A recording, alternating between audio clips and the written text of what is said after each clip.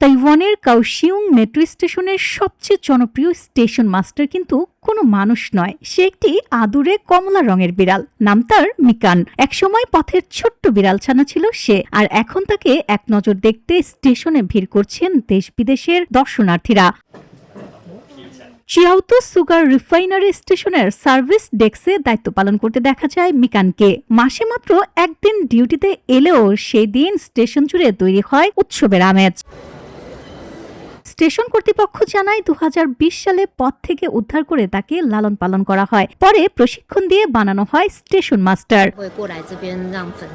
আজ মিকান শুধু একটি বিড়াল নয়, তাইওয়ানের জনপ্রিয় পর্যটন প্রতীকও। তাকে ঘিরে বাজারে এসেছে 120টিরও বেশি থিম পণ্য, আর ইনস্টাগ্রামে তার অনুসারী 2,27,000-এরও বেশি।